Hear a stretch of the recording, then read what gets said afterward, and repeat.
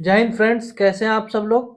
आज के क्लास में हम लोग बिहार बजट को देखेंगे। इसके अलावा जो बजट के बेसिक कॉन्सेप्ट होते हैं उसको देखेंगे। क्या देखेंगे? बजट के जो बेसिक कॉन्सेप्ट्स होते हैं उसको देखेंगे। ये इंग्लिश प्लस हिंदी मीडियम दोनों में आपको बताया जाएगा, तो दोनों मीडियम के जो बच्चे हैं उसे देख सकते हैं। ठीक है, बिलीव कीजिए मेरा, जो मैं आपको बेसिक कॉन्सेप्ट आज करवा दूंगा, उसके बाद जो आपको बेसिक चीजें जो बजट की हैं, जैसे अप्रोप्रिएशन बिल क्या होता है, रेवेन्यू बजट क्या होता है, कैपिटल बजट क्या होता है, इन सब में जो आपका डाउट है पूरी तरीके से खत्म हो जाएगा और आगे आपको कभी भी इन सब चीजों के लिए परेशान नहीं होना पड़ेगा। एंड जो बिहार का बजट है, अगर आप डायरेक्टली उसको देखना चाहते हो, ये पार्ट आपको पहले से आता है, स्किप करना चाहते हो तो कमेंट सेक्शन में जाइएगा, वहां पे पिन किया होगा टाइम स्टैम्प, मैंने पिन कर दिया है। ठीक है, वहां से डायरेक्टली आप जाके बिहार बजट को देख सकते हैं। वैसे मेरा रिकमेंडेशन ये रहेगा कि आप कॉन्सेप्ट को भी देखिए, क्योंकि बहुत इजी तरीके से आपको मैं बताऊंगा। चलिए क्लास को स्टार्ट करते हैं। बजट, ये जो वर्ड है बजट, ये कैसा है? फ्रेंच वर्ड है। इसका मतलब क्या होता है? इसका मतलब क्या होता है? सबसे पहले कोई भी चीज दिखे तो उसका मतलब समझना है। तो बजट वर्ड का मतलब क्या होता है? बजट वर्ड का मतलब होता है बैग। ये जैसे देख रहे हैं, जो अपने फाइनेंस मिनिस्टर है निर्मला सीतारमन जी, इनके हाथ में क्या है? ये बैग है। तो बजट का मतलब क्या होता है? बैग होता है। इसके अलावा कुछ मतलब होता है बजट का? नहीं होता है। इसका मतलब होता है सिंपली बैग। जो बजट होता है वो किसको कहते हैं फिर? बजट एक तरीके से क्या होता है? भाषण होता है, जिसमें क्या किया जाता है, जिसमें किसी भी देश का या स्टेट का, राज्य का, जो पूरे साल का जितना आमदनी होता है, जिसको रेवेन्यू बोलते हैं, प्लस जितना खर्चा होने का उम्मीद रहता है, उन सबको इंक्लूड करके इस भाषण में बताया जाता है। तो बेसिकली बजट क्या है? बजट कुछ नहीं है, सिंपल है कि बजट एक भाषण होता है जिसमें कि ये बताया जाता है कि एक पूरे फाइनेंशियल ईयर में जो कंट्री है या फिर जो स्टेट है उसका क्या रेवेन्यू रहने वाला है और क्या एक्सपेंडिचर रहने वाला है। मतलब क्या आमदनी रहने वाला है, क्या खर्चा होने वाला है। देखिए, इसमें इस बीच में मैं एक दो टर्म मैं आपको बोला, financial year. Financial year, financial year क्या होता है? ये एक साल का ऐसा एक टाइम पीरियड होता है जिसके लिए गवर्नमेंट क्या करती है, आगे आने वाले जो रेवेन्यू है, जो आमदनी है और जो खर्चा है, उसके बारे में प्लान करती है। तो जो इंडिया में फाइनेंशियल ईयर कब से कब चलता है? 1 अप्रैल से चलता है। कब तक चलता है? 31 अगस्त तक। मतलब जो हमारा अभी 2024-25 का चल रहा है, ये आपको, सॉरी 31, यहाँ पे मार्च होगा, 31 मार्च तक चलता है। जो अभी हमारा 2024-25 का जो फाइनेंशियल ईयर चल रहा है, वो कब खत्म होगा? 31 मार्च 2025 को खत्म होगा। ठीक है, समझ गया फाइनेंशियल ईयर क्या होता है, बजट क्या होता है। इससे रिलेटेड आर्टिकल कौन सा होता है? यूनियन बजट के बारे में कौन से आर्टिकल में लिखा हुआ है? आर्टिकल 112, अनुच्छेद 112 में लिखा हुआ है। वहीं जो स्टेट में बजट पेश होता है उसके बारे में कहाँ पे लिखा हुआ है? आर्टिकल 2, आर्टिकल 202 में लिखा हुआ है। तो बजट क्या, हमारे कॉन्स्टिट्यूशन में जो वर्ड है वो मेंशन है, बजट वर्ड मेंशन नहीं है। क्या है मेंशन है? Annual financial statement. ठीक है, तो जो बजट वर्ड है वो हम लोग डे टू डे लाइफ में यूज करते हैं। हमारे कॉन्स्टिट्यूशन में क्या मेंशन है? नहीं मेंशन है। यूनियन बजट किस में आता है? आर्टिकल 112 में लिखा हुआ है उसके बारे में, एंड स्टेट बजट के बारे में आर्टिकल 202 में लिखा हुआ है। क्या जो बजट है सिर्फ वो फाइनेंस मिनिस्टर पेश कर सकता है? तो इसका आंसर होगा नहीं। जो बजट है उसका जो प्रोविजन है वो किसको कॉन्स्टिट्यूशन में मिल रखा है? प्रेसिडेंट को मिल रखा है। एंड जो प्रेसिडेंट होता है वो सेलेक्ट करता है कि कौन बजट को पेश करेगा। जनरली ये फाइनेंस मिनिस्टर को ही सेलेक्ट करते हैं, बट वो किसी और मिनिस्टर को भी कर सकते हैं। ठीक है, तो आप लोग बजट को पूरे अच्छे तरीके से समझ गए कि बजट क्या होता है। नॉर्मली एक भाषण है जिसमें पूरे एक साल का आमदनी और खर्चे के बारे में, रेवेन्यू एंड एक्सपेंडिचर के बारे में बताया जाता है। बजट वर्ड का मतलब क्या होता है? बैग होता है। क्या बजट वर्ड हमारे कॉन्स्टिट्यूशन में मेंशन है? नहीं है। तो क्या मेंशन है? एनुअल फाइनेंशियल स्टेटमेंट मेंशन है। यूनियन बजट किस में आता है? आर्टिकल 112 में आता है। एंड स्टेट बजट किस में आता है? आर्टिकल 202 में आता है। फाइनेंशियल ईयर कब से कब इंडिया में चलता है? 1 अप्रैल से 31 मार्च तक चलता है। ठीक है, बजट आप लोग समझ गए। आगे बढ़ते हैं। अब मैं जैसा कि आपको बताया कि जो बजट होता है वो कुछ नहीं होता, एक भाषण होता है। तो भाषण है तो क्या भाषण से काम चलेगा? नहीं चलेगा। तो बजट डॉक्यूमेंट, कुछ बेसिक बजट डॉक्यूमेंट होते हैं जैसे annual financial statement, demand for grant, financial bill, appropriation bill, supplementary grant, ये सब क्या होते हैं? ये बजट के डॉक्यूमेंट होते हैं जो कि जरूरी होते हैं।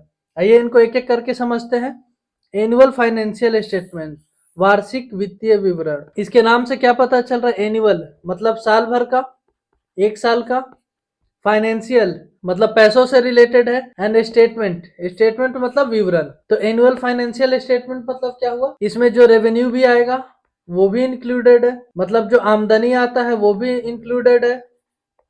उसके अलावा जो एक्सपेंडिचर आता है वो भी इंक्लूडेड है कि साल भर में कितना रेवेन्यू आएगा, कितना एक्सपेंडिचर आएगा। ये दोनों का जो समरी होता है, जो स्टेटमेंट होता है, उसी को क्या बोलते हैं? Annual financial statement. अभी आपको लग रहा होगा कि मैं बजट में भी यही बताया था कि एक साल का रेवेन्यू और एक्सपेंडिचर को बजट कहते हैं। बट मैं क्या बोला था? बजट एक भाषण है और जो एनुअल फाइनेंशियल स्टेटमेंट क्या होता है? एक रिटन डॉक्यूमेंट होता है। एंड जो बजट है सिर्फ एक क्या है? भाषण है। तो बजट और एनुअल फाइनेंशियल स्टेटमेंट आप समझ गए। ठीक है, बजट के अंदर ही एनुअल फाइनेंशियल स्टेटमेंट भी आता है। ओके, तो एनुअल फाइनेंशियल स्टेटमेंट क्या होता है? एक साल का पैसे का विवरण जिसमें रेवेन्यू और एक्सपेंडिचर मतलब आमदनी और खर्चा का पूरा लेखा जोखा रखा हुआ है, उसको क्या बोलते हैं? Annual financial statement. ठीक है, इसको ऐसे सिंपल तरीके से समझते हैं। ये मैडम है, मैडम पे ध्यान नहीं देना, कॉन्सेप्ट पे ध्यान देना है। मान लेते हैं मैडम का 12 लाख का पैकेज है। ठीक है, अबे मैडम का पर महीने कितना हो गया? 1 लाख रुपए पर मंथ हो गया। अबे मैडम जी अपना खर्चा लिखी हुई है कि 10,000 रुपए का मेकअप करवाती हैं, पोचारा बोल सकते हैं आप इसे। 15,000 रुपए इनका शॉपिंग में खत्म होता है। 10,000 रुपए मैडम का किटी पार्टी में खत्म होता है। मॉडर्न है ना, तो ये सब करेंगी।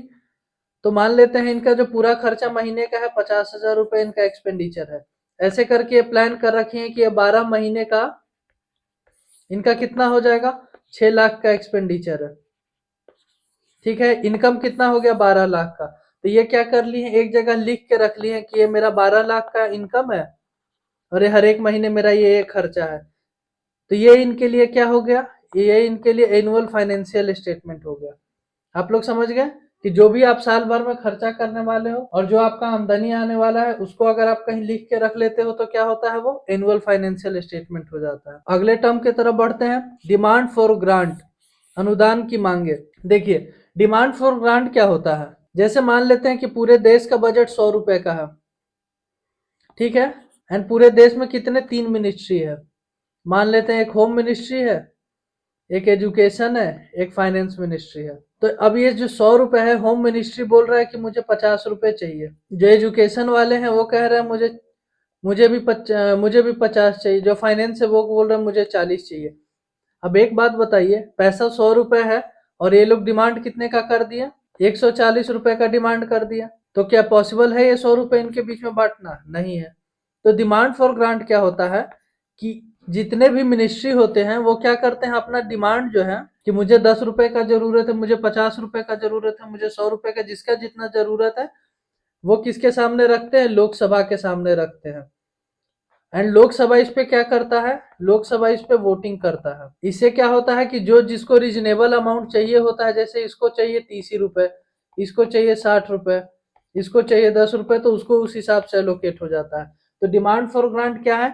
डिमांड मतलब क्या होता है? मांगना किसी चीज के लिए। क्या मांग रहा है? ग्रांट मांग रहा है, मतलब पैसा मांग रहा है। तो इसका मतलब क्या हुआ कि कोई भी जो मिनिस्ट्री है जो अपना मांग रखता है किसके सामने? लोकसभा के सामने, कि भाई उसको एक साल में इतना उसके लिए खर्च के लिए जरूरत में चाहिए, उसी को क्या बोलते हैं? डिमांड फॉर ग्रांट बोलते हैं। बट क्या होता है कि जितने भी मिनिस्ट्री वो अलग अलग तो रख नहीं सकते। एज अ बजट वो लोकसभा में प्रस्तुत होता है एंड फिर उस पर लोकसभा वोटिंग करता है। आइए इसको इजिली समझते सिंपल लैंग्वेज में। जैसे मान लेते हैं इस बार मैडम क्या है, ये बेरोजगार है। ये इनके हैंडसम पति हैं, ये क्या करते हैं, ये मान लेते हैं 12 लाख रुपए का महीना, ये sorry 12 lakh yearly per year इनका पैकेज है। एक इनकी सासू माँ है, इन मैडम की एक सासू माँ है, वो भी बेरोजगार है। अब क्या हुआ कि बेचारे का 12 लाख रुपए का पैकेज है, जो इनकी बीबी साहब है वो बोली मुझे 50,000 रुपए महीना चाहिए, जो इनकी मम्मी जी हैं वो बोली कि मुझे भी 40,000 रुपए महीना चाहिए। बट इस बेचारे को और भी सारा काम रहता है, तो इसके पास पैसा फ्री है, कितना 40,000 रुपए ही मान लेते हैं फ्री है, लेकिन ये डिमांड कितने का हो गया, 90,000 का। तो क्या पॉसिबल है देना, नहीं। तब क्या होगा, घर में क्या होगा, वोटिंग होगा। घर में क्या होगा, वोटिंग होगा कि किसको कितना मिलना चाहिए। तो उस हिसाब से ये लड़ झगड़ के जो पुतोह जी हैं 40,000 में से 25,000 ले लेती हैं, तो बूढ़ी अम्मा को बेचारी को 15,000 मिलता है। तो जो ये 50,000 है, जो 40,000 का डिमांड है वो क्या है, ये इनका डिमांड फॉर ग्रांट है, इन मैडम जी का, इनकी सासू माँ का। वैसे ही जो मिनिस्ट्री है वो भी डिमांड फॉर ग्रांट रखते हैं कि मुझे 50,000 चाहिए खर्च करने के लिए पूरे साल भर का। कोई दूसरा मिनिस्ट्री वो बोलता मुझे 10,000 चाहिए, कोई 1 लाख मांगता। तो जो वो डिमांड होता है उसी को क्या बोलते हैं, डिमांड फॉर ग्रांट। ठीक है, आप लोग एनुअल फाइनेंशियल स्टेटमेंट समझ गए, डिमांड फॉर ग्रांट समझ गए। अब समझते हैं फाइनेंशियल बिल क्या होता है। फाइनेंशियल बिल क्या होता है, वित्त विधेयक क्या होता है। देखिए फाइनेंशियल बिल कुछ नहीं होता, सिंपली ये होता है कि जो भी डिमांड रखा गया उसके लिए क्या पैसा आना चाहिए, पैसा आना चाहिए। तो पैसा के लिए क्या होगा, टैक्स बढ़ाना पड़ेगा सरकार को। तो ये जो टैक्स बढ़ाया जा रहा है, इससे रिलेटेड जो भी लीगल काम होगा, जो भी मान लेते कोई कॉन्स्टिट्यूशनल अमेंडमेंट करना पड़ रहा है, या फिर इसके लिए कोई एक नया कानून लेके आना पड़ रहा है, कोई एक्ट लेके आना पड़ रहा है, तो जो लीगल प्रोसीजर होता है वो किस में होता है, फाइनेंशियल बिल में होता है। तो ये क्या करता है, इसमें क्या रहता है, इंक्लूड करता है ये क्या, लीगल अमेंडमेंट को, टैक्स चेंजेस। फाइनेंशियल बिल में क्या होता है, तो फाइनेंशियल बिल में जो भी लीगल अमेंडमेंट जरूरत होता है उस बजट के लिए उसको इंक्लूड किया जाता है। इसको ऐसे समझते हैं कि इनको देखे थे हम लोगों ने 25,000 एलोकेट हो गया था डिमांड फॉर ग्रांट में, और ये दादी अम्मा को 15,000 हुआ था। तो अब क्या होता है, इनके पास पैसा महीने का ज्यादा है, इनके पास कम है। तो ये घर में 6 बजे आ जा रही है शाम में, और ये मैडम जी कितने बजे, 8 बजे आ जा रही है। तो ये जो अम्मा है वो क्या कहती हैं, वो बोलती हैं कि भाई ये मेरा कानून है, मेरा घर है भाई, तुम पुतो हो, मेरा कानून क्या है कि तुमको जो है घर में आ जाना है कितने बजे तक, 6 बजे तक। तो अब क्या होगा, जो इनके पति देव जी थे, ये जो क्यूट वाले इनके पति देव थे, वो क्या करेंगे कि भाई बात करेंगे इस पे, एंड वो क्या करेंगे, अपनी अम्मा जी को समझाएंगे कि भाई मॉडर्न पुतो है इसीलिए वो लेट आएगी। तो ये क्या हुआ, एक लीगल चेंज हुआ। तो जो ये लीगल चेंज हुआ अगर बजट में होता तो ये कहाँ होता, फाइनेंशियल बिल में होता, फाइनेंस बिल में होता। ठीक है, तो फाइनेंस बिल समझ गए। तो अभी तक आप लोग एनुअल फाइनेंशियल स्टेटमेंट समझ गए, डिमांड फॉर ग्रांट समझ गए, फाइनेंस बिल समझ गए। अब देखते हैं एप्रोप्रिएशन बिल, विनियोग विधेयक। अब इस एप्रोप्रिएशन बिल में क्या होता है, देखिए। अब देखिए जैसे लास्ट में मैं आपको बताया था कि ये जो अम्मा और ये जो पुतो है, इनकी इन दोनों लोग को पैसा एलोकेट हो गया। अब पैसा तो एलोकेट हो गया, लेकिन जो सैलरी कहाँ पे आता है वो लड़के का, सैलरी आता है बैंक में। तो इसको निकालना भी तो पड़ेगा, तभी तो इन लोग को मिलेगा। तब वो निकाला कैसे जाए, तो इनको एटीएम दे दिया जाता है। क्या दे दिया जाता है, एटीएम दे दिया जाता है। अगर बजट के प्रोविजन के हिसाब से देखें तो जो बैंक क्या हुआ, कंसोलिडेटेड फंड ऑफ इंडिया हुआ या स्टेट हुआ, इंडिया या फिर इसको स्टेट बोलेंगे। ठीक है, एटीएम क्या हुआ, एप्रोप्रिएशन बिल हुआ। तो एप्रोप्रिएशन बिल क्या होता है, तो बेसिकली जो कंसोलिडेटेड फंड ऑफ इंडिया होता है या स्टेट होता है, उससे जो पैसा निकालता है डिपार्टमेंट या फिर जो मिनिस्ट्री पैसा निकालती है, उसके लिए जो लीगल प्रोविजन होता है वो किस में होता है, एप्रोप्रिएशन बिल में होता है। देखिए एनुअल फाइनेंशियल स्टेटमेंट में कितना आना है कितना जाना है ये सारा चीज हो गया। डिमांड फॉर ग्रांट में सबका रिक्वायरमेंट हो गया कि हाँ मुझे इतना चाहिए। फाइनेंशियल बिल में क्या हुआ कि जो टैक्स वैक्स बढ़ाना है उससे रिलेटेड जो भी इसमें लीगल कानून होना है वो हो गया। एंड जो अप्रोप्रिएशन बिल है क्या है, उसमें जो पैसा निकालने का प्रोविजन है वो किस में होता है, अप्रोप्रिएशन बिल में होता है। तो क्या बेसिकली प्रोवाइड करता है, ये अथॉरिटी प्रोवाइड करता है क्या करने के लिए, स्पेंड करने के लिए पैसा, कहां से, कंसोलिडेटेड फंड ऑफ इंडिया से या फिर कंसोलिडेटेड फंड ऑफ स्टेट से, अगर स्टेट के रिगार्डिंग है। ठीक है, आप लोग अप्रोप्रिएशन बिल समझ गए। आगे चलते हैं सप्लीमेंट्री ग्रांट।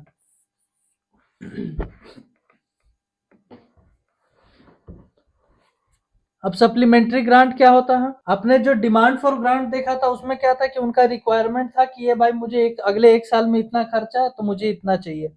जो सप्लीमेंट्री ग्रांट होता है उसमें क्या होता है कि मान लेते हैं कोई अनएक्सपेक्टेड सिचुएशन आ गया, जैसे मैडम को खर्चे के लिए 25,000 मिल रहा था, अभी अपने कार से निकली थी, बढ़िया सा कार था, तेज चला रही थी, एक्सीडेंट हो गया। अब इसके कारण 1 लाख रुपए जो खर्चा है इनके ऊपर बढ़ गया।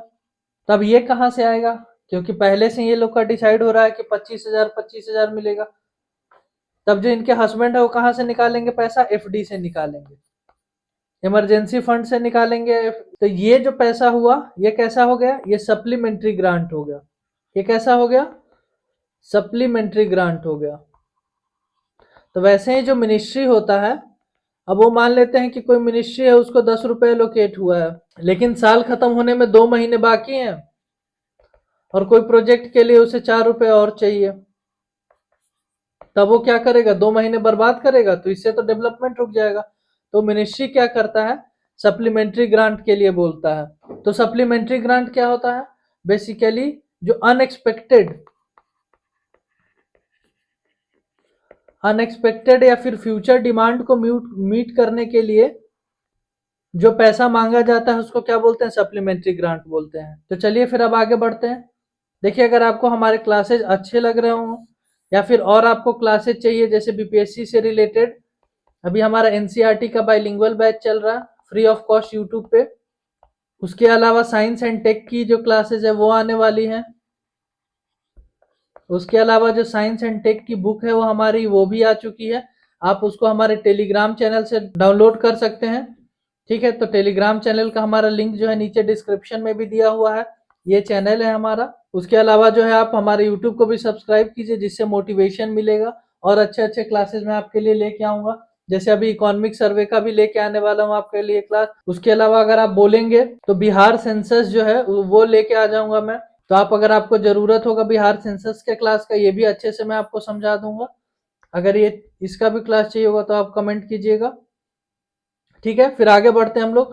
Component of government budget. अब बजट हम लोग समझ गए हैं, तो उसके कुछ पार्ट्स भी होते हैं, जैसे रेवेन्यू बजट क्या होता है, कैपिटल बजट क्या होता है, रेवेन्यू रिसिप्ट क्या होता है, रेवेन्यू एक्सपेंडिचर क्या होता है, कैपिटल रिसिप्ट क्या होता है, कैपिटल एक्सपेंडिचर क्या होता है, ये सब सारा चीज अभी हम लोग समझते हैं। रेवेन्यू बजट क्या होता है? राजस्व बजट, ये बेसिकली अगले 1 साल का जो भी एक्सपेक्टेड रेवेन्यू होता है उसी को रेवेन्यू बजट कहते हैं। जैसे मान लेते हैं बिहार गवर्नमेंट क्या सोच रखा है कि मुझे टैक्स से 10 रुपए आ जाएंगे, और भी जो अदर टाइप के जो स्टेट के टैक्स हुए उससे 30 रुपए आ जाएंगे, 20 रुपए कहीं और से आ गए। तो ऐसे ये जो प्लानिंग है, जो भी पैसा आने का उम्मीद है अगले 1 साल में, उसी को क्या बोलते हैं? रेवेन्यू बजट बोलते हैं। रेवेन्यू बजट के 2 टाइप हो गए, रेवेन्यू रिसिप्ट राजस्व प्राप्तियां एंड रेवेन्यू एक्सपेंडिचर राजस्व व्यय। रेवेन्यू रिसिप्ट क्या होता है कि वैसा इनकम जो कि गवर्नमेंट को वापस से पे बैक नहीं करना है, not paid back by government. तो वैसा इनकम जो कि गवर्नमेंट को वापस से पे किसी को नहीं करना है। जैसे मान लेते हैं कोई गवर्नमेंट का पीएसयू है। पीएसयू क्या होता है? पब्लिक सेक्टर यूनिट होता है, जिसमें गवर्नमेंट क्या होता है? मेजोरिटी शेयर होल्डर रहता है। तो मान लेते हैं गवर्नमेंट का पीएसयू है, यहाँ से इसको 20 रुपए आमदनी आ रहा है, उसके अलावा गवर्नमेंट आपसे कोई टैक्स लिया, वहां से 10 रुपए आमदनी आ रहा है, तो ये क्या वापस आपको देना है? नहीं देना है। तो उस टाइप के इनकम जो कि वापस गवर्नमेंट को पे बैक नहीं करना है, वो किस में आता है? रेवेन्यू रिसिप्ट में आता है। रेवेन्यू एक्सपेंडिचर क्या होता है? नाम से क्या पता चल रहा है? व्यय, खर्चा, मतलब किसी को तो कुछ देना है। इसमें वैसे खर्चे आते हैं जो कि क्या इम्पैक्ट नहीं करते हैं। किसको इम्पैक्ट नहीं करते हैं? जो सरकार के एसेट और लाइबिलिटीज है। इसके एग्जाम्पल क्या हो गए?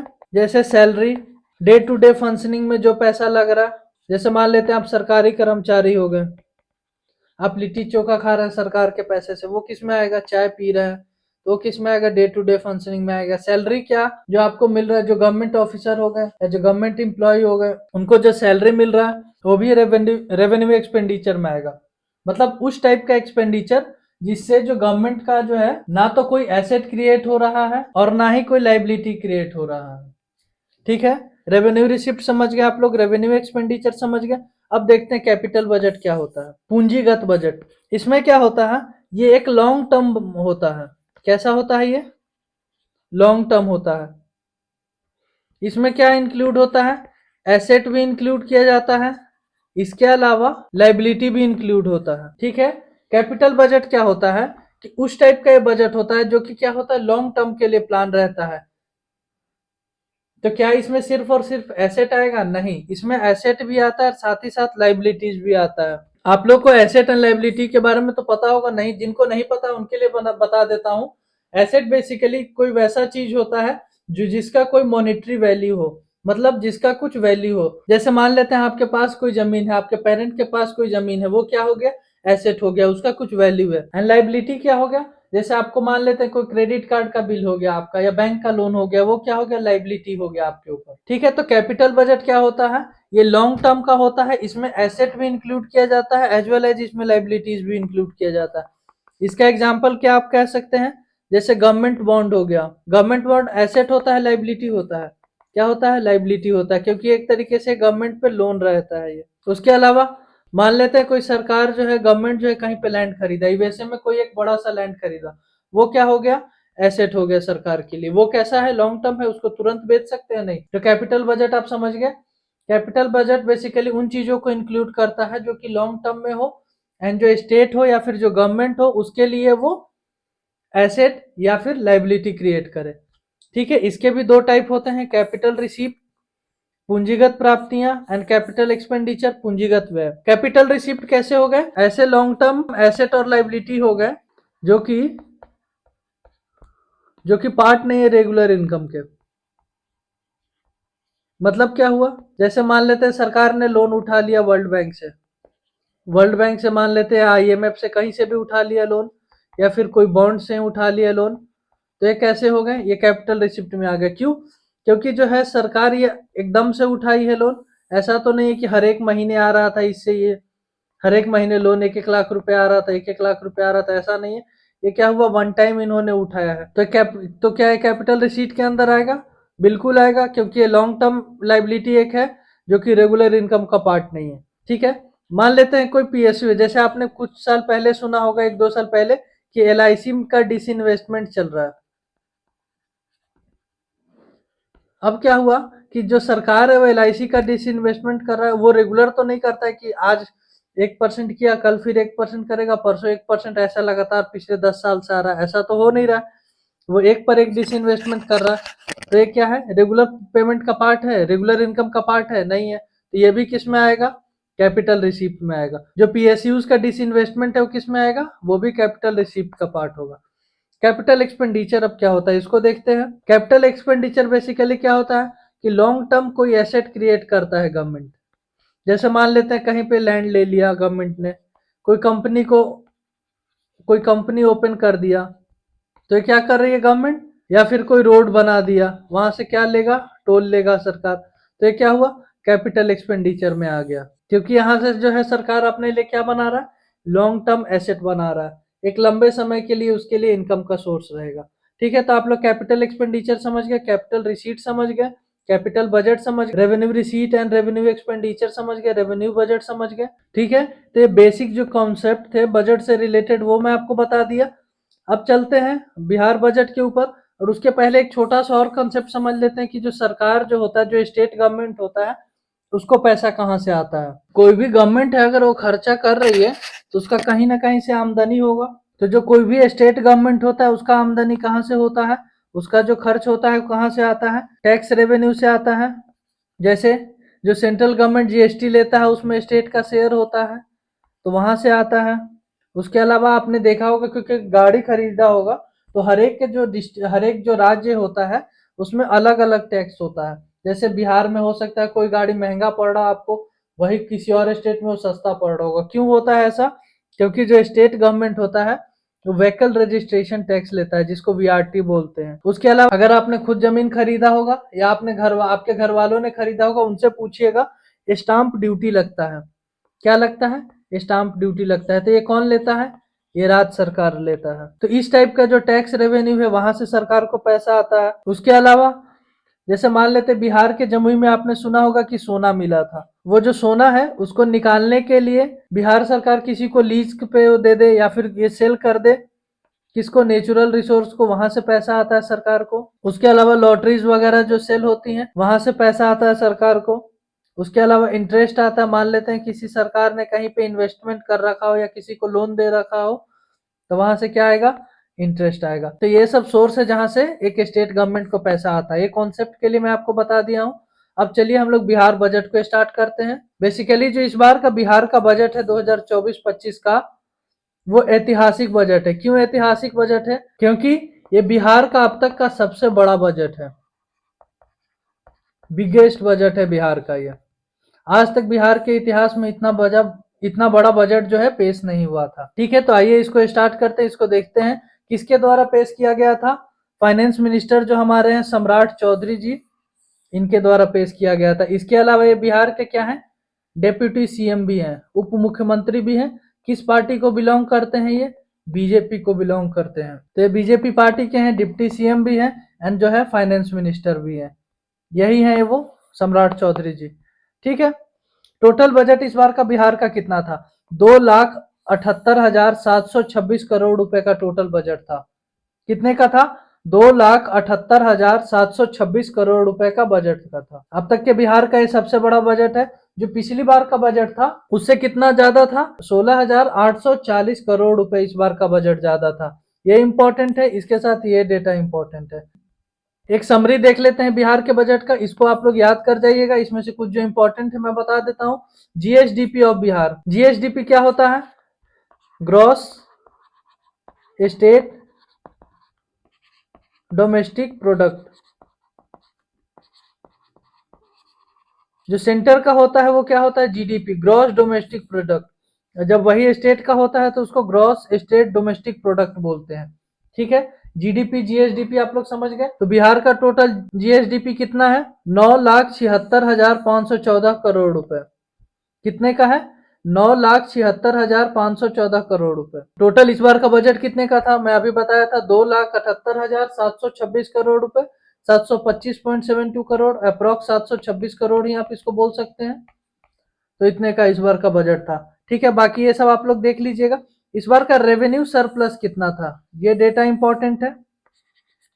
इस बार का जो बजट था उसमें कितना, 1121 करोड़ रुपए का जो था रेवेन्यू सरप्लस था। रेवेन्यू सरप्लस क्या होता है, ये मैं इसको आपको समझा देता हूँ। मान लेता हूँ बजट क्या होता है, एक अनुमान होता है अगले एक साल का। मान लीजिए आपने अनुमान किया आप 100 रुपए कमाएंगे एंड आपका जो है कितना, 100 रुपए खर्च है। लेकिन कुछ ऐसा होता है कहीं से आपको प्रॉफिट लग जाता है, लॉटरी लग जाता है और क्या कर लिया आप, 110 रुपए कमा लिए।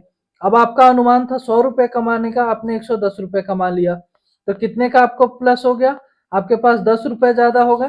तो यही हो गया आपका रेवेन्यू सरप्लस। तो वैसे ही स्टेट गवर्नमेंट मान लेते हैं कि 1,000 करोड़ का उनका टारगेट है, 1,000 करोड़ हम कमाएंगे या 1,00,000 करोड़ कमाएंगे, लेकिन वो थोड़ा सा उससे ज्यादा कमा लेते हैं, तो वो जो ज्यादा कमाई हो गई उसको रेवेन्यू सरप्लस बोलते हैं। ठीक है, तो बिहार का इस बार का रेवेन्यू सरप्लस कितना था, 1121.40 करोड़ का था। अब देखते हैं एस्टिमेटेड टोटल रिसिप्ट कितना है, अनुमानित कुल प्राप्तियां। रेवेन्यू रिसिप्ट कितना है, 2,26,798 करोड़ रुपए। और कैपिटल रिसीट कितना है, 52,127.31 करोड़ रुपए। ये रेवेन्यू रिसिप्ट हो गया बिहार का टोटल, ये कैपिटल रिसिप्ट हो गई। ये सब मैं आपको समझा दिया हूँ क्या होता है। तो ये 2,26,798 करोड़ है, क्या है, 81.31% ऑफ टोटल रिसिप्ट है। जो मान लेते हैं 100 रुपए बिहार का जो टोटल इनकम है, जिसमें से क्या है 81.31 रुपए क्या है, टोटल रेवेन्यू रिसिप्ट है। एंड जो 18.69 रुपए हो क्या है, इसका टोटल कैपिटल रिसिप्ट है। ये तो हो गया कि रेवेन्यू कितना आएगा। अब एक्सपेंडिचर का बात करते हैं, एस्टिमेटेड टोटल एक्सपेंडिचर, अनुमानित कुल व्यय। ये तो मैं बता दिया था कि इतने का टोटल बजट है। तो बिहार सरकार का रेवेन्यू एक्सपेंडिचर का क्या एक्सपेक्टेशन कि वो 2,25,677 करोड़ रुपए किसमें खर्च करेंगे, रेवेन्यू एक्सपेंडिचर में खर्च करेंगे, जो कि 80.97% है किसका, टोटल एक्सपेंडिचर का। और कैपिटल एक्सपेंडिचर कितना करेंगे, 53,048 करोड़ रुपए का। कितने का करेंगे, 53,048 करोड़ रुपए का करेंगे। मतलब इतना ये क्या सैलरी वगैरह में देंगे या फिर डे टू डे जो फंक्शनिंग होता है गवर्नमेंट का उसमें देंगे, और ये किस लिए करेंगे, एसेट को क्रिएट करने के लिए करेंगे। इससे क्या होगा, बिहार का 53,048 करोड़ रुपए का एसेट क्रिएट होगा। ठीक है, ये सब जितना भी डेटा है ना वो आप याद कर लीजिएगा, क्योंकि यहीं से एग्जाम में क्वेश्चन बन सकता है। बिहार का टोटल जीएसडीपी कितना था 2023-24 का, 2024-25 का कितना था, 2023-24 का था 8,60,238 करोड़। वहीं जो 24-25 का है वो कितने का है, 9,76,514 करोड़। जीएसडीपी बिहार का जो है बढ़ा है, बिल्कुल बढ़ा है। फिजिकल डेफिसिट कितना है, 8.89% है। फिजिकल डेफिसिट कितना था, 8.89% था जीएसडीपी का 2023-24 में, वहीं अब कितना हो गया है, 2.98% हो गया है जीएसडीपी का। ये भी इंपॉर्टेंट है, याद रखिएगा। आगे बढ़ते हैं, पैसा कहाँ से आता है सरकार को, एंड पैसा फिर देखेंगे कहाँ को जा रहा है सरकार से, मतलब कहाँ से पैसा आ रहा है, कहाँ पे पैसा जा रहा है। ठीक है, 100 रुपए मान लेते हैं टोटल कि सरकार का इनकम है। 100 रुपए कहाँ से आ रहा है, 40 रुपए 52 पैसे आ रहा है कहाँ से, जो स्टेट का जो शेयर है किसमें, सेंट्रल टैक्स। तो बिहार के 100 रुपए में से 40 रुपए 52 पैसे कहाँ से आ रहा है, जो सेंटर का टैक्स होता है उसके शेयर से आ रहा है। उसके अलावा जो सेंट्रल गवर्नमेंट जो है क्या ग्रांट देता है बिहार सरकार को, मतलब हेल्प करता है, वो वहां से कितने रुपए आ रहा है, 80 रुपए 70 पैसे आ रहा है। ठीक है, जो खुद का जो सरकार जो है स्टेट गवर्नमेंट, वो तेल वगैरह से या फिर जो स्टाम्प ड्यूटी होता है या फिर व्हीकल रजिस्ट्रेशन टैक्स, वहां से कितना कमा रहा है, 19 रुपए 47 पैसे कमा रहा है। वहीं पब्लिक डेप्ट से कितना, 18 रुपए 53 पैसे आ रहा है। और नॉन टैक्स रेवेन्यू से कितना आ रहा है, 2 रुपए 63 पैसे आ रहा है। इसमें से इंपॉर्टेंट बेसिकली जो सबसे ज्यादा वाले रहते हैं, जैसे ये हो गया, ये हो गया, ये हो गया, ये तीनों ज्यादा इंपॉर्टेंट है, यही तीनों याद रखिएगा। अब 100 रुपए आ रहा है तो 100 रुपए जा कहाँ रहा है, ये देखते हैं। जनरल सर्विस में कितना जा रहा है, 29.95 रुपए जा रहा है, जो स्टार मार्क कर रहा हूँ वो आप लोग याद रखिएगा। सोशल सर्विस में कितना जा रहा है, 38.89 रुपए जा रहा है। सोशल सर्विस इसमें क्या हो गया, आपको जैसे कोई स्कीम वगैरह हो गया उसमें जा रहा है। जनरल सर्विस में क्या हो गया, सैलरी वगैरह हो गया, इसमें जा रहा है पैसा। ठीक है, इकोनॉमिक सर्विस में कितना जा रहा है, 22.68 रुपीज जा रहा है। इकोनॉमिक सर्विस में कितना जा रहा है, 22.68 रुपीज जा रहा है। ये तीनों इंपॉर्टेंट है, यही तीनों याद रखिएगा आप लोग। चलिए आगे बढ़ते हैं, एलोकेशन देखते हैं कि मिनिस्ट्री वाइज किसका एलोकेशन हुआ है, किसका सबसे ज्यादा हुआ है।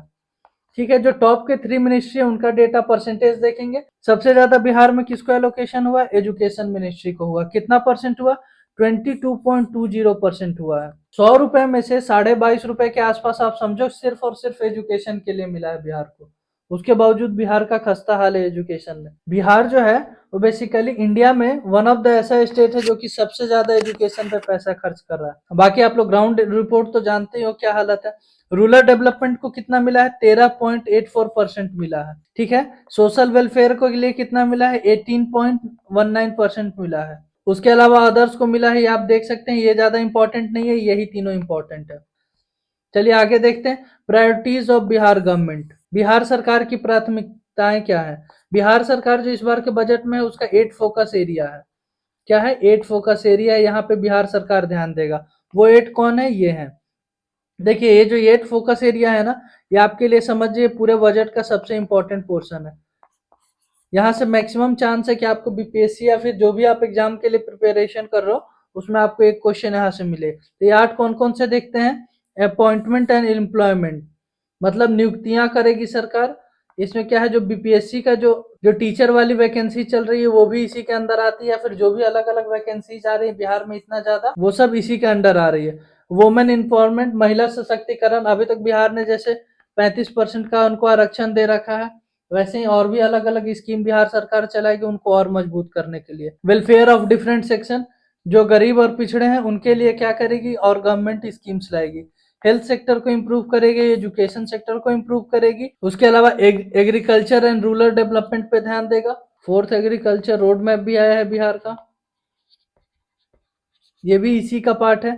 ठीक है, उसके अलावा इंडस्ट्री एंड इंटरप्रेन्योरशिप डेवलपमेंट, इसके लिए भी बिहार सरकार वर्क करेगी इस बार के बजट के हिसाब से। उसके अलावा environmental protection and green development के लिए भी काम करेगी। तो ये जो आठों है बहुत ज्यादा इंपॉर्टेंट है, आठों फोकस एरिया को आप लोग याद जरूर से जरूर रखिएगा। ठीक है, आगे बढ़ते हैं। Achievement of Bihar government, Bihar सरकार की उपलब्धियां क्या है, बजट के हिसाब से बिहार सरकार की क्या उपलब्धि है, कुछ जो इसके इंपॉर्टेंट पोर्शन है उसको हम लोग देखते हैं। जो बिहार का जो जीएसडीपी है 2022-23 में, जो ग्रॉस स्टेट डोमेस्टिक प्रोडक्ट है, वो कितना 4.2 लाख करोड़ का हो गया था। वहीं जो इस बार है 9.76 लाख करोड़ का जो है टारगेट रखा गया है। ठीक है, जो ग्रोथ रेट है कितना है बिहार का, 10.64% है। कितना है, 10.64% है। ये इंपॉर्टेंट डेटा याद रखिएगा, जो भी अचीवमेंट वाला है ये भी इंपॉर्टेंट है, ये सब आप लोग याद रखिएगा। जो बिहार में एक स्कीम है जीविका स्कीम, उसको क्या मिला है, जल शक्ति मंत्रालय की मदद से स्वच्छता ही सेवा कैंपेन के लिए उसको अवार्ड मिला है। जो जीविका प्रोग्राम है उसको मिला है। ठीक है, एजुकेशन में क्या उपलब्धि हासिल हुआ है बिहार में, बिहार में देखिए जो drop out rate, drop out क्या होता है बेसिकली, कि जैसे कोई स्टूडेंट मान लो कि स्कूल जाता है, वो गरीबी के कारण या किसी और मजबूरी के कारण मान लो 4th क्लास में छोड़ दिया, तो वो क्या हो गया, वो स्कूल से ड्रॉप आउट हो गया, वो आगे का फर्दर एजुकेशन नहीं ले पाया, तो उसी को क्या बोलते हैं, ड्रॉप आउट रेट कहते हैं। तो बिहार में बहुत ज्यादा था ड्रॉप आउट रेट। तो 2015-16 के मुकाबले 2022-23 में जो ड्रॉप आउट रेट है 25% डिक्रीज हो गया है। कहाँ पे, प्राइमरी लेवल पे। 39.4% कहाँ पे हो गया, अपर प्राइमरी लेवल पे डिक्रीज हुआ है। वही है 40% कहाँ पे हुआ है डिक्रीज, सेकेंडरी लेवल पे हुआ है। तो ये सब डेटा है, याद रखिएगा आप लोग। उसके अलावा जो हर घर नल का जल स्कीम था, उसके तहत हर घर में 100% नल का जल पहुंचा दिया गया है। देखिए डेटा तो कहता है 100%, लेकिन मैं अभी अपने गांव में गया था, वहां पे नल तो आ गया है बट उसमें जल नहीं आता है। तो बिहार में ऐसे ही काम होता है। वैसे आपको ये नहीं लिखना है, एग्जाम में आए तो आपको 100% ही टिक करना है, बट आपको मैं असलियत बता रहा था कि हर घर नल के जल में, नल पहुंच गया है बट जल कहीं नहीं पहुंचा है, कहीं कहीं बस पाइप पहुंचा है, नल नहीं पहुंचा है। वैसे फिर भी इतने बड़े लेवल पे हुआ, इसके लिए सरकार को अप्रिशिएट करना पड़ेगा हम लोगों को। चलिए आगे बढ़ते हैं।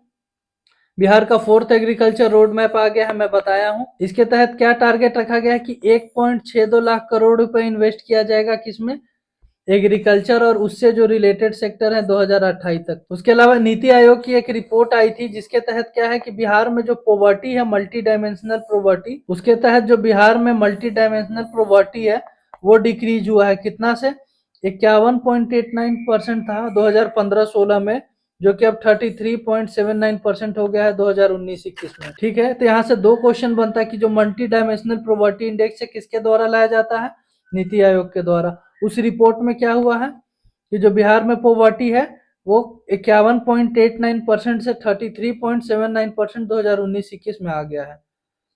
ठीक है, उसके अलावा बिहार को एग्रीकल्चर लीडरशिप अवार्ड मिला है, किसके द्वारा अवार्ड मिला है, ये ministry of agriculture and farmer welfare के द्वारा मिला है। क्यों मिला है, क्योंकि बिहार ने रिकॉर्ड फूड ग्रो किया, कितना, 197.36 लाख मैट्रिक टन। ठीक है, कुछ अचीवमेंट थे बिहार गवर्नमेंट को। अब देखते हैं यूनियन बजट जो पेश हुआ था उसमें बिहार को क्या क्या मिला है। टोटल बिहार को कितना फंड एलोकेट हुआ है, 58,900 करोड़ रुपए हुआ है, जिसमें से जो 26,000 करोड़ का पैकेज है वो किसके लिए हुआ है, रोड कनेक्टिविटी को इम्प्रूव करने के लिए हुआ है। किसके लिए हुआ है, रोड कनेक्टिविटी को इम्प्रूव करने के लिए हुआ है। ये जो 26,000 करोड़ का पैकेज है उससे अदर रोड तो बनेंगे ही, तीन मेन इंपॉर्टेंट है जो रोड है वो बनेगा, कौन सा, पटना पूर्णिया एक्सप्रेसवे, बक्सर भागलपुर एक्सप्रेसवे, और एक 2 लेन का ब्रिज बनेगा गंगा में, कहाँ के ऊपर, बक्सर में बनेगा। उसके अलावा क्या है, उसके अलावा 2400 मेगावाट का एक पावर प्रोजेक्ट प्लांट लगाया जाएगा, कहाँ पे, पिरपैंती में लगाया जाएगा। पिरपैंती कहाँ पे है, भागलपुर डिस्ट्रिक्ट में पड़ता है। तो यहाँ पे क्या 2400 मेगावाट का एक पावर प्रोजेक्ट प्लांट लगाया जाएगा। ये भी किसमें मेंशन है, अपने यूनियन बजट में मेंशन है, जो केंद्रीय बजट होता है उसमें मेंशन है। तो ये कुछ बिहार से रिलेटेड यूनियन बजट में थे, एंड बाकी ये बिहार का बजट था, ये भी कंप्लीट हुआ, एंड जो यूनियन बजट में बिहार से रिलेटेड था वो भी कंप्लीट हुआ। आपको ये क्लास कैसा लगा, आप इसका फीडबैक जरूर मुझे दें। फीडबैक आप कमेंट सेक्शन में दे सकते हैं। उसके अलावा आप हमारे टेलीग्राम चैनल पे भी दे सकते हैं कांटेक्ट करके मेरे से। इसके अलावा मेरा नंबर है, आप उस पर भी डायरेक्ट बात कर सकते हैं। ठीक है, फिर मिलते हैं अगले क्लास में। तब तक आप वीडियो को लाइक कर दीजिए, चैनल को सब्सक्राइब कीजिए एंड दोस्तों के साथ शेयर कीजिए कि जिससे वो भी ये क्लास कर पाए। मिलते हैं अगले क्लास में। Thank you and have a nice day.